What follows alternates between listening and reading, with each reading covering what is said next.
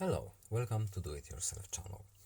Today I will show you where to find the option and how to change our ringtone in Samsung Galaxy S22. How to change our default ringtone?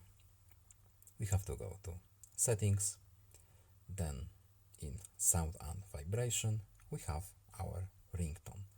This is the default one, but if you want to change it for other default one, we have a quite a list here. And back out, and as you can see, now our ringtone is changed from default to this one.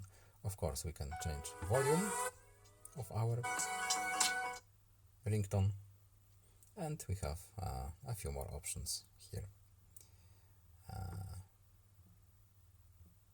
So I hope this video is helpful to you. Please leave a like and subscribe. Have a nice day and see you in the next video. Goodbye.